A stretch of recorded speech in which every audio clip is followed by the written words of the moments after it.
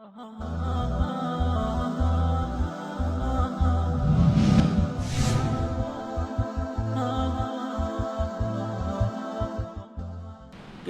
جو گھوڑے جوڑے پتہ نہیں کون کون سی رسمیں ہوتی ہیں، ہم نے تو کیا نہیں. ہم نے بچے کی شادی کی، ہم بہو کو لے کر کے آ گئے تھا نکاح پڑھا کر کے. ہاں، جبکہ بچہ میرا ایسا ہے اس کو کار اور بنگلہ سب دینے کے لیے تیار، نکاح پڑھا کر کے لے آئے. ہم کو کسی چیز کی ضرورت نہیں، کسی کے دینے سے ہوتا ہے جب تک اوپر والا نہ دے. آپ کو کیا حق ہے؟ تو بچیوں کے ساتھ آج کتنا برا سلوک کیا جا رہا ہے، اور مسلمان برا سلوک کر رہا ہے. بیٹھی ہوئی ہے اس لیے کہ ماں باپ 25 لاکھ روپیہ 50 لاکھ روپیہ نہیں جمع کر سکتے، بیٹھی ہوئی ہے. اس کے ذمہ دار کون؟ آپ کیسے سمجھا؟ تو کہتے ہیں کہ جاہلیت اولیٰ کے اندر بچوں کو زندہ درگور کر دیا جاتا تھا، آپ اس سے بڑا ظلم اپنی بیٹیوں کے ساتھ کر رہے ہیں.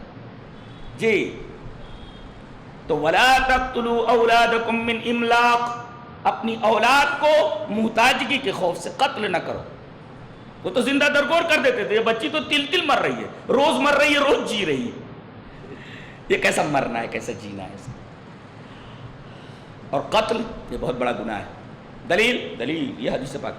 وعن عبداللہ ابن مسعود رضی اللہ تعالیٰ عنہ قال قال رسول اللہ صلی اللہ علیہ وسلم لا تقتل نفس ظلما الا كان على ابن آدم الاول كفل من دمها لانه اول من سن القتل رواه البخاری فی کتاب احادیث الانبیاء. حضرت امام بخاری رحمہ اللہ اس حدیث پاک کو ایسے ہی بخاری شریف کتاب احادیث الانبیاء کے اندر لائے. راوی حضرت عبداللہ ابن مسعود ہے. حضرت عبداللہ ابن مسعود فرماتے ہیں کہ رسول اللہ صلی اللہ علیہ وسلم نے ارشاد فرمایا کہ کسی آدمی کو ناحق اگر قتل کر دیا جائے تو قتل کے گناہ کا ایک حصہ آدم کے پہلے بیٹے قابیل کے اوپر آئے گا جس نے اپنے بھائی حابیل کو قتل کر دیا تھا.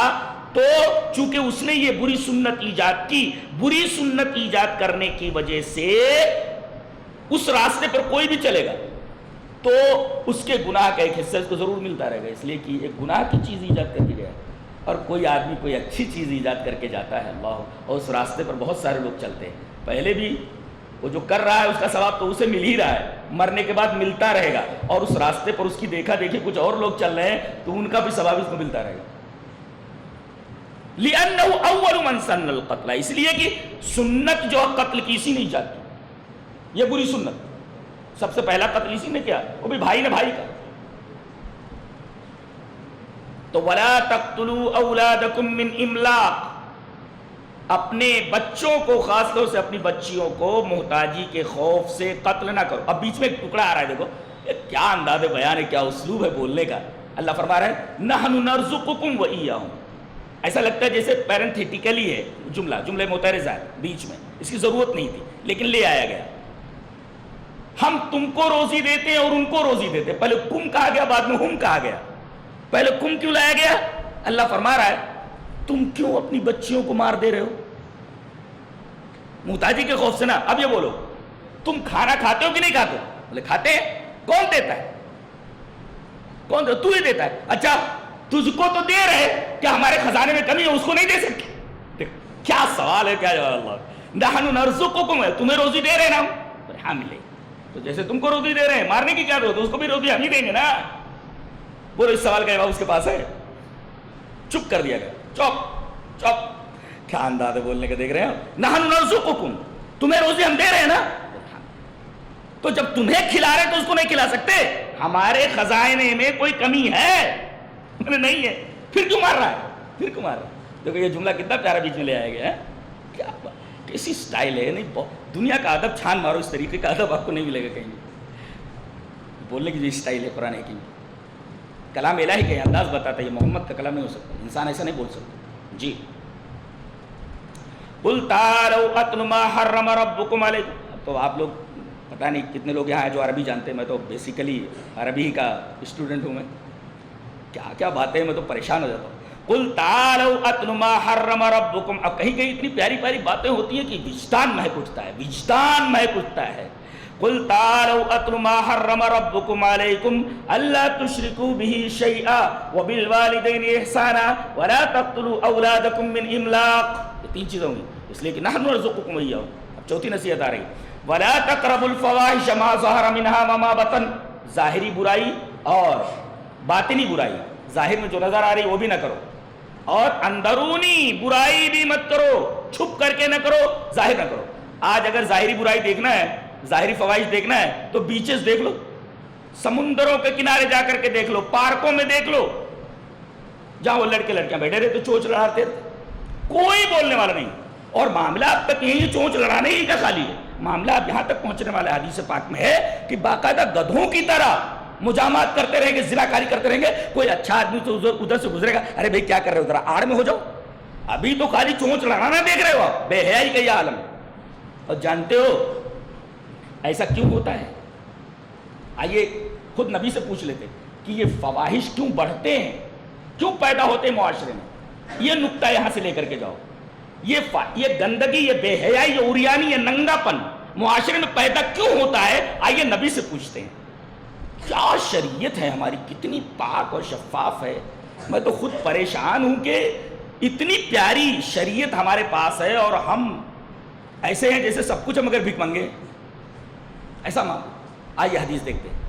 حدیث اس طرح، وعن وراد كاتب المغيرة عن المغيرة قال سعد بن عبادة رضي الله تعالى عنه لو رأيت رجلا مع امرأتي لضربته بالسيف غير مصفح فبلغ ذلك رسول الله صلى الله عليه وسلم فقال أتعجبون من غيرة سعد والله لأنا أغير منه والله أغير مني ومن أجل غيرة الله حرم الفواحش ما ظهر منها وما بطن۔ وہی الفاظ جو قرآن میں یہاں بھی حدیث میں ومن أجل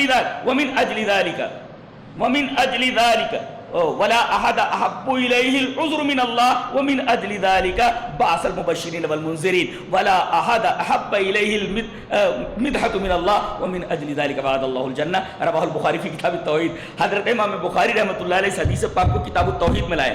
آپ کو سن کر حیرت ہوگی کہ پوری حدیث میں ایک ایک لفظ دیکھ ڈالیے، ایک ایک ورڈ کو انسپیکٹ کر لیجیے، آپ دیکھ لیجیے آپ، لیکن آپ کو کہیں توحید کی تے اور شرک کی شین نظر نہیں آئے گی، لیکن اس کو امام بخاری کتاب التوحید میں لا رہے ہیں۔ توحید کی تے نہیں ہے، شرک کی شین نہیں ہے، مگر امام بخاری اس کو توحید کتاب التوحید میں لا رہے ہیں، توحید کے چیپٹر میں اس کو گھسا دے رہے ہیں۔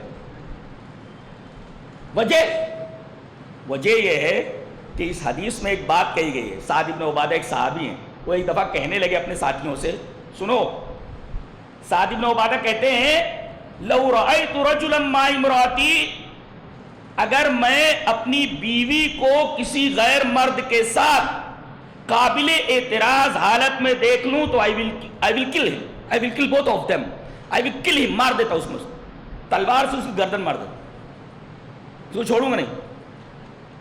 یعنی میری بیوی کے ساتھ اگر کوئی غیر مرد قابل اعتراض حالت میں پایا گیا تو دونوں اس بات کے مستحق ہے کہ ان کی گردن مار دی جائے۔ یہ بات جب نبی کو پہنچی، فبلغ ذلک رسول اللہ صلی اللہ علیہ وسلم، رسول اللہ صلی اللہ علیہ وسلم کو یہ بات پہنچی تو آپ نے فرمایا تمہیں سعد کی غیرت پر تعجب ہوتا ہے؟ سعد غیرت مند ہے اور میں سعد سے زیادہ غیرت مند، اور اللہ مجھ سے زیادہ غیرت مند۔ اللہ اکبر۔ سعد یہ برداشت نہیں کر سکتے کہ میری بیوی کسی غیر مرد کے ساتھ ہو، اللہ کے رسول اس سے زیادہ غیرت مند ہے، آپ اور نہیں چاہیں گے، اور اللہ اس سے زیادہ غیرت مند، وہ کیسے چاہے گا؟ اچھا، تو جیسے کوئی آدمی اپنی بیوی کو کسی غیر مرد کے ساتھ دیکھنا گوارا نہیں کرتا اور اس لائق سمجھتا ہے کہ اس کی گردن مار دی جائے، ایسے ہی اللہ سارے گناہوں کو بخش سکتا ہے، مگر کبھی یہ گوارا نہیں کر سکتا کہ میرا بندہ میرا آستہ چھوڑ کر کے کسی دوسرے آستہ کے اوپر جائے۔ اس وجہ سے امام بخاری اس کو کتاب التوحید، دیکھ رہے کتنا بڑا فقیہ ہے امام بخاری، کتنا بڑا فقیہ، دیکھ رہے ہیں اللہ کیسے، اس وجہ سے یہ بے حیائی برداشت نہیں کر سکتا کیونکہ اللہ غیرت مند ہے۔ نقطہ یہ ملا کہ معاشرے کے اندر بے حیائی اس وقت پھیلتی ہے جب غیرت کا فقدان ہو جائے، غیرت ختم ہو جائے۔ وَمِنْ أَجْلِ غَيْرَةِ اللَّهِ، غیرت کا لفظ ہے۔ فواحش کیوں پھیلتے ہیں؟ جب غیرت ختم ہو جائے۔ ایک بچی کو دیکھا گیا، سر پر دوپٹہ نہیں ہے اور ٹانگیں بالکل ننگی، سینے کے اوپر کوئی دوپٹہ نہیں ہے، اور باپ کے سامنے کھڑی ہے، بھائی کے سامنے کھڑی ہے، اسے پورا کپڑا نہیں پہنا سکتا، بھائی تو پورا کپڑا پہنے ہوئے، باپ تو پورا کپڑا پہنے ہوئے، یہ بیٹی آدھا کپڑا کیوں پہنے ہوئے؟ کسی شاعر نے بہت اچھا کہا ہے، کمی لباس کی تن پر عجیب لگتی ہے، کمی لباس کی تن پر عجیب لگتی ہے، امیر باپ کی بیٹی غریب لگتی ہے۔ اس کو پورا نہیں پہنا سکتا کیا؟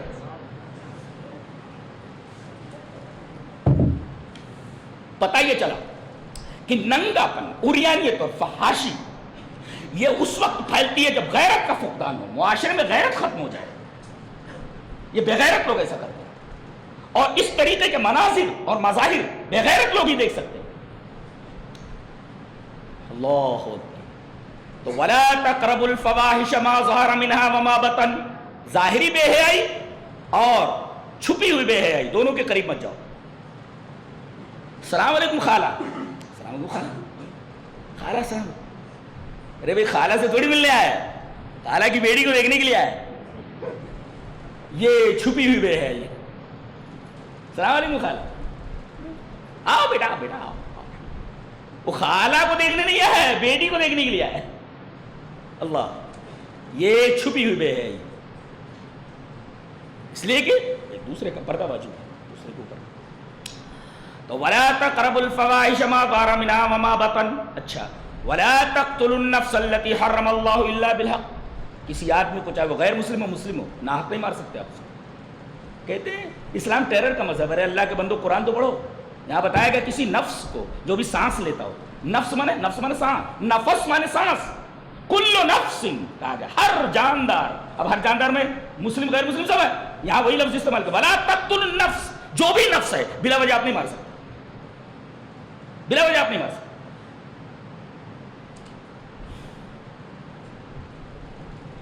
بلا وجہ نہیں مار سکتے. اس سلسلے میں میں وہ حدیث بھی پڑھ دیتا ہوں تاکہ کتاب کے بعد سنت بھی آ جائے. حدیث اس طرح وعن ابی ہریرہ رضی اللہ تعالی عنہ عن النبی صلی اللہ علیہ وسلم قال اجتنبوا السبع الموبقات قالوا یا رسول اللہ وما ہن قال الشرك بالله والسحر وقتل النفس التي حرم الله الا بالحق واكل الربا واكل مال اليتيم وقذف المحصنات الغافلات المؤمنات.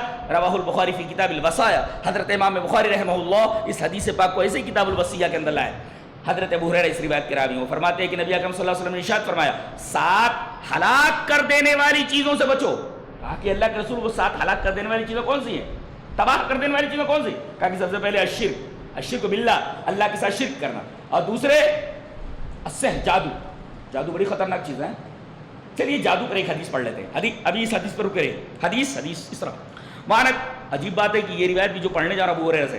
وعن ابی ہریرہ رضی اللہ تعالی عنہ قال قال رسول اللہ صلی اللہ علیہ وسلم من عقد عقدۃ ثم نفث فيها فقد سحر ومن سحر فقد اشرك ومن تعلق شيء اكل اليه. رواه النسائی فی کتاب الایمان و شرائعہ. حضرت امام نسائی رحمہ اللہ کتاب الایمان نسائی شریف کے اندر یہ روایت اسی طرح لایا ہے. راوی حضرت ابو ہریرہ. حضرت ابو ہریرہ فرماتے ہیں کہ نبی اکرم صلی اللہ علیہ وسلم نے ارشاد فرمایا جس آدمی نے گرہ لگائی، ایسے گنڈا بناتے ہیں نا، ایسے گنڈا بنایا اور پھر اس کے اندر جو ہے پھونک ماری تو اس نے جادو کیا. ومن سحر فقط اشرک، اور جس نے جادو کیا اس نے شرک کیا. اس حدیث پاک میں یہ بیان کیا گیا کہ جادو شرک ہے. تو اللہ کے ساتھ شرک نہ کیا جائے، ایک ہلاک کرنے والی چیز. دوسرے جادو، یہ بھی حرام چیز ہے. دوسرے وقتل النفس التي حرم اللہ الا بلا وجہ کسی آدمی کو قتل کر دینا، چاہے کسی بھی مذہب کا ہو. 3 واکل الربا، سود کھانا. واکل مال الیتیم، یتیم کا مال کھا لینا.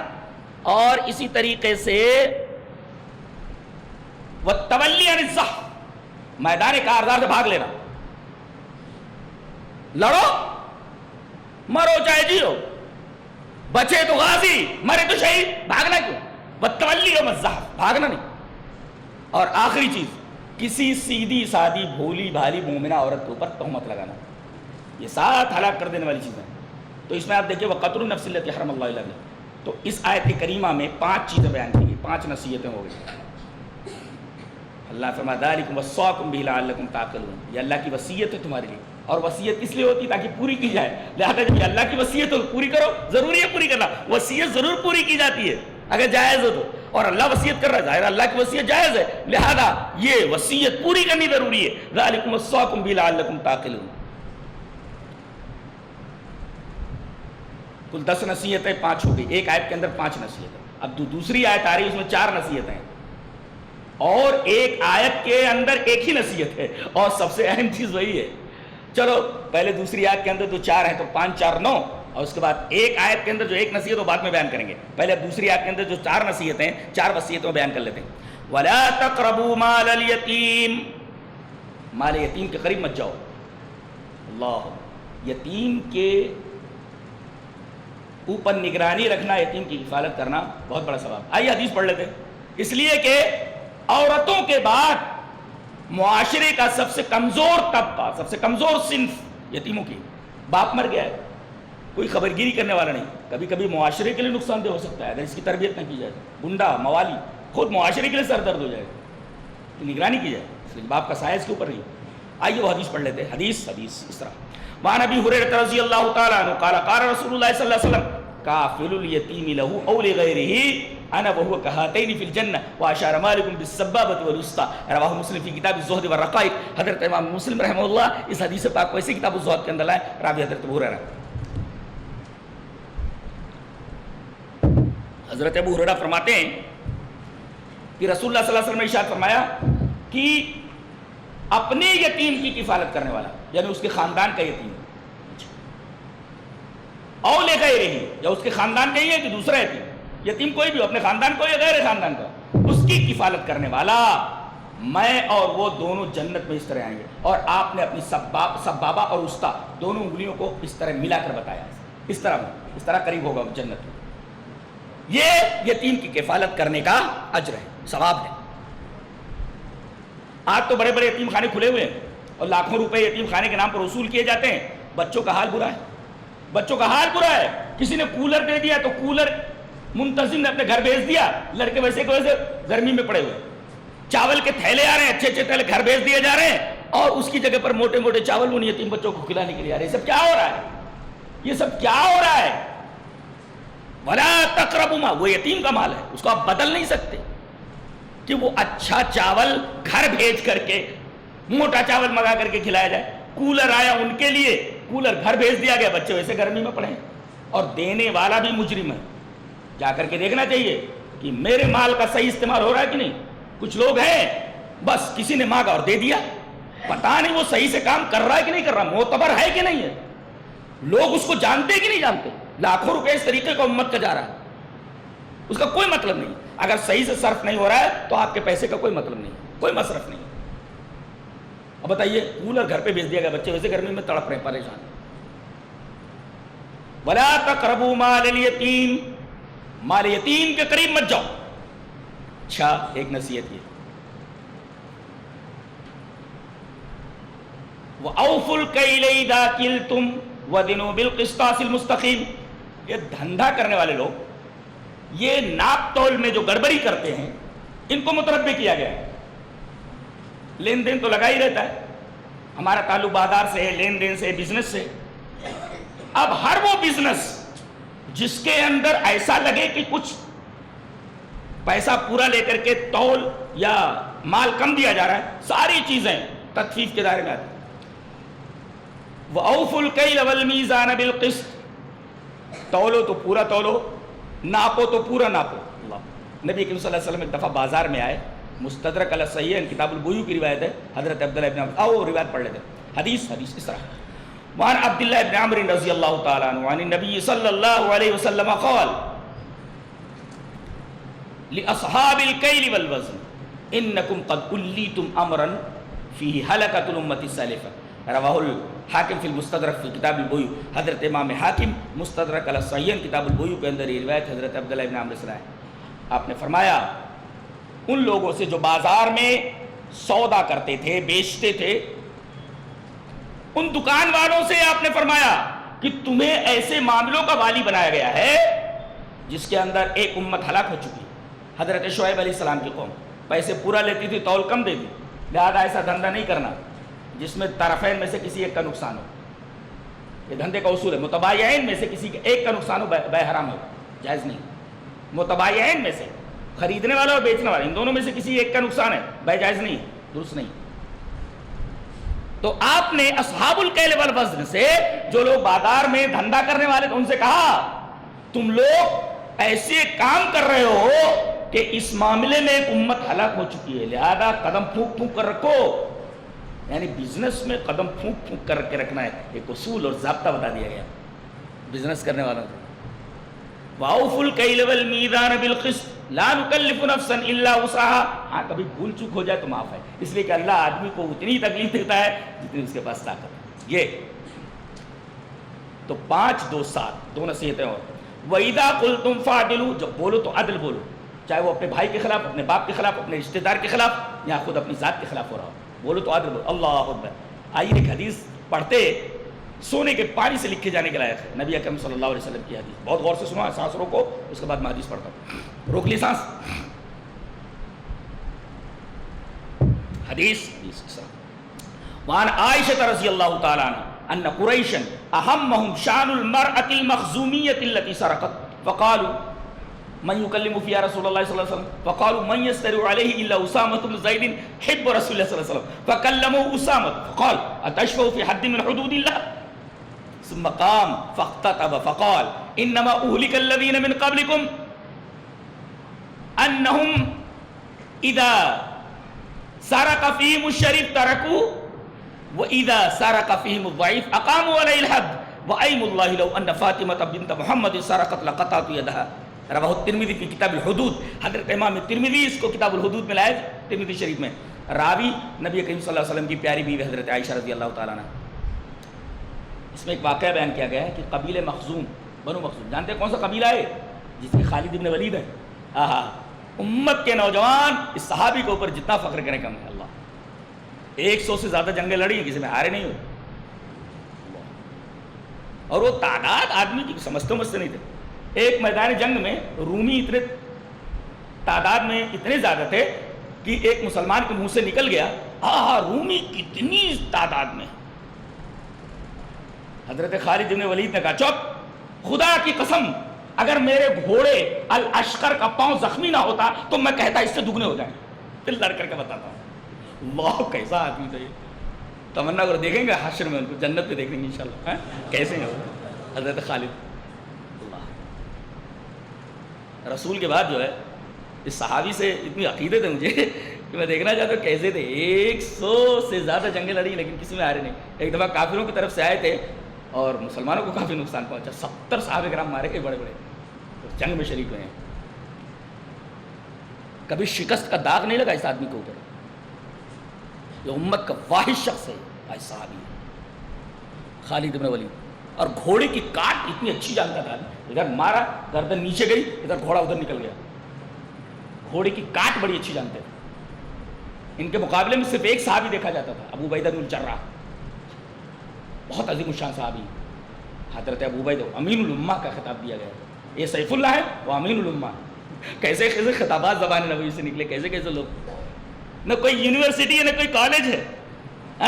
ایک چھوٹی سی مسجد کھجور کے پتوں کی چھت ہے اور مٹی کی دیوار ہے. بہت دنوں تک مسجد نبی میں دروازہ نہیں تھا، کتے آتے تو گھومتے رہتے، دروازہ ہی نہیں تھا. بارش ہوتی تھی تو پانی ٹپکتا تھا، فرش گیلا ہو جاتا تھا. صحابہ کرام کیچڑ اور پانی کے اندر سجدہ کرتے تھے. لیکن اس اسکول سے جتنے لوگ پڑھے ہیں آج تو بڑے بڑے اسکول کھولے جا رہے ہیں، بڑی بڑی عمارتیں ہیں، لیکن پڑھائی 0/بھیلی ہے، 0/0 ہے. کچھ نہیں آتا بچوں، کچھ نہیں آتا. بڑی بڑی عمارتیں، خوب پیسے لوٹ رہے ہیں لوگوں سے. پڑھائی نہ امت کے بچوں کی فکر، اس لیے خود اس لائق نہیں ہو، ان کے دلوں میں اللہ کا خوف نہیں.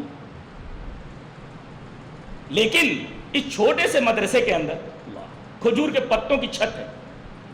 میں کہتا ہوں دنیا کی تمام یونیورسٹیز مل کر کے اگر ایک صحابی بنانا چاہے نہیں بنا سکتے. دنیا کے تمام اسکولز، دنیا کے تمام کالجز، دنیا کی تمام یونیورسٹیز اگر مل کر کے ایک صحابی جیسا انسان بنانا چاہے، ایک صحابی نہیں بنا سکتے. اور یہاں 1,24,000 سے زیادہ ایسے، یعنی نرسری آف ہیروز. ایک نرسری کھول لیتے ہیں، یہ تو نرسری آف ہیروز ہے. ہیرو لوگوں کا ہر ایک آدمی ہیرو ہے. Nursery of heroes Masjid Nabawi, nursery of heroes, hero لوگوں کی. اللہ، یہ تمام صحابہ ہیں.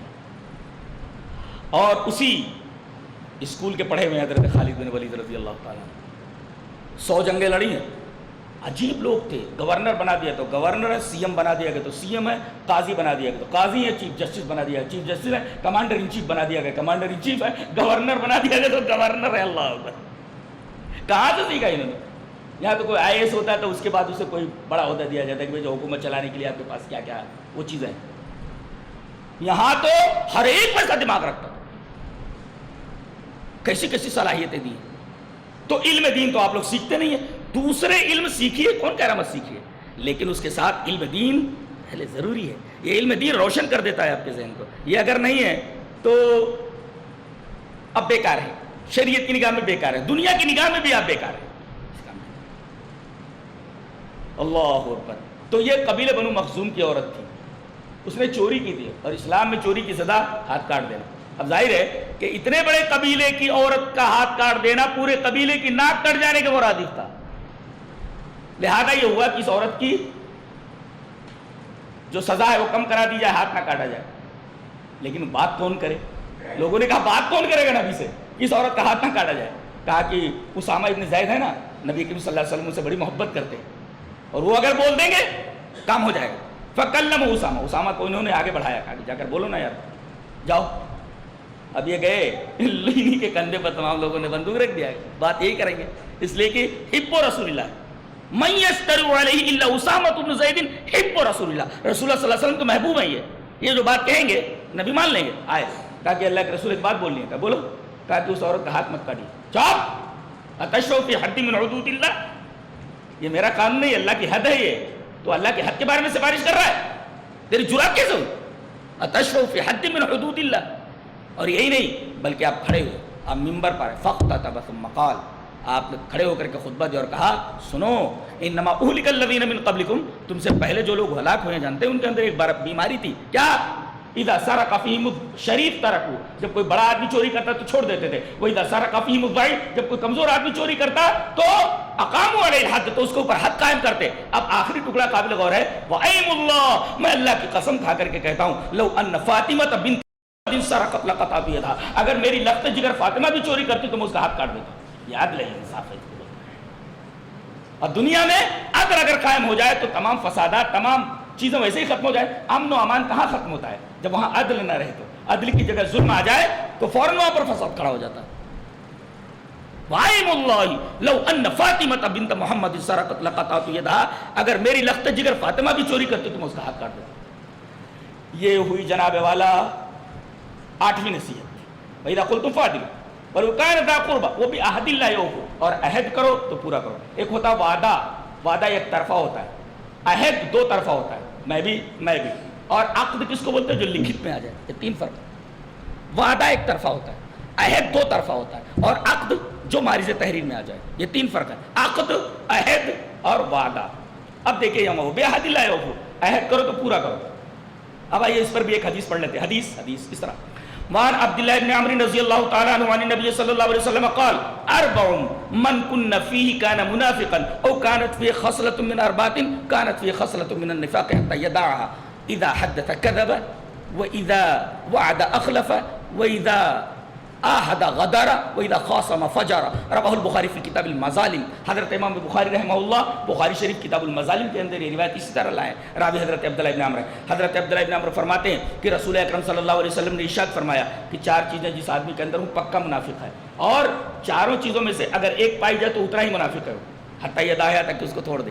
جب بولے تو جھوٹ بولے، اور جب وعدہ کرے تو اس کی خلاف ورزی کرے. وَإِذَا عَاهَدَ غَدَرَ، اور جب عہد کرے تو غداری کرے. اس کا مطلب ہے وہ بِعَهْدِ اللَّهِ أَوْفُوا، اور عہد کرو تو پورا کرو. اس لیے کہ عہد کا پورا نہ کرنا یہ در حقیقت نفاق کے دائرے میں آتا ہے. ایسا آدمی منافق ہے. یہ ہوا 9 وصیتیں ہوئی. میں سرسری طور پر گزر رہا ہوں، ابھی ڈیپ میں نہیں جا رہا ہوں ورنہ اوپر سے جائے گی آپ کے. جی تو یہ 9 نصیحتیں ہو گئی. اچھا آخری نصیحت جو ایک آیت کے اندر بیان کی گئی ہے، اللہ نے فرمایا وَأَنَّ هَذَا صِرَاطِي مُسْتَقِيمًا فَاتَّبِعُوهُ وَلَا تَتَّبِعُوا السُّبُلَ فَتَفَرَّقَ بِكُمْ عَنْ سَبِيلِهِ. یہ میرا سیدھا راستہ ہے، صراط مستقیم ہے، تم اسی کے اوپر چلو، راستوں پر نہ چلو. پتہ یہ چلا کہ اختلاف جو ہوتا ہے، اختلاف وہ حق کو فالو کرنے پر نہیں ہوتا. حق ایک ہوتا ہے، حق ایک ہوتا، ناحق کئی ہوتے. اور حق کو فالو کیا جائے تو اختلاف نہیں ہوتا، ناحق کو فالو کرنے لگتے لوگ اختلاف ہوتا ہے. اور یہاں کہا گیا راستے پر چلو، راستوں پر نہ چلو. اور پھر نبی کریم صلی اللہ علیہ وسلم نے اس آیت کریمہ کی شرح فرمائی. حدیث اس طرح، وعن جابر بن عبد الله رضي الله تعالى عنه قال كنا عند النبي صلى الله عليه وسلم فخط خطين عن يميني وخط خطين عن يساري ثم وضع يده في الخط الوسط فقال هذا سبيل الله ثم تلا هذه وان هذا صراطي مستقيما فاتبعوه ولا تتبعوا السبل فتفرق بكم عن سبيلي. رواه ابن ماجه في كتاب المقدمه في باب اتباع سنت رسول اللہ صلی اللہ علیہ وسلم. امام ابن ماجہ رحمہ اللہ کتاب المقدمہ میں باب اتباع سنت رسول اللہ صلی اللہ علیہ وسلم کی روایت لائے. راوی حضرت جابر بن عبداللہ. حضرت جابر فرماتے ہیں کہ ہم لوگ بیٹھے ہوئے تھے, اچانک آپ صلی اللہ علیہ وسلم نے ایک لکیر کھینچی, یہ ڈریو اسٹریٹ لائن, آپ نے ایک سیدھی لکیر کھینچی اور دائیں 2 لکیریں بائیں 2 لکیریں, اور آپ نے بیچ والی لائن کے اوپر ہاتھ رکھا اور فرمایا یہ اللہ کا راستہ ہے. 4 بنا کر کے آپ نے فرمایا راستے تو بہت ہو جائیں گے, خاص طور سے 4 جن پر زیادہ جھگڑے ہوں گے, تو اب یہ بیچ والا جو راستہ ہے, یہ سیدھی لائن, یہی میرا راستہ ہے, یہ اللہ کا راستہ ہے, اور اسی کو صراط مستقیم کہا جاتا ہے. اور یاد رکھو اس راستے سے نہ کوئی زہری سڑک نکلتی ہے نہ کوئی زہری سڑک آ کر ملتی ہے. یہ اعلان دربار نبوی سے لے کر جنت کے دروازے تک تنہا جاتی ہے, اس میں کوئی سڑک آ کر ملتی نہیں ہے اور نہ اس سے کوئی سڑک نکلتی ہے. یہ اعلان تنہا دربار نبوی سے لے کر کے رضوان الہی کی منزل تک اور جنت کے دروازے تک تنہا جاتی ہے. جو لوگ اس راستے سے ہٹ گئے در حقیقت صراط مستقیم سے ہٹ گئے. بہت پیاری بات ہے یہ. اس آیت کریمہ کے اندر ایک بات کہنے کے لیے اللہ تعالیٰ نے پہلی آیت کے اندر 5 نصیحتیں, دوسری آیت کے اندر 4 نصیحتیں, لیکن ایک آیت کے اندر ایک نصیحت بیان کرنے کا مطلب یہ ہوا کہ یہ نصیحت بہت ہی اہم ہے. آدمی صراط مستقیم چھوڑ دے تو اس کے پاس کیا رہ جاتا ہے, کیا رہ جاتا ہے. تو اللہ تبارک و تعالیٰ نے سادے انداز میں نے 10 نصیحتیں بیان کر دی ہیں, اور دعا کرتا ہوں کہ اللہ تبارک و تعالیٰ ہمیں ان 10 نصیحتوں کے اوپر, اللہ کی 10 وصیتوں کے اوپر عمل کرنے کی توفیق عطا فرمائے. وآخر دعوانا الحمدللہ رب العالمین.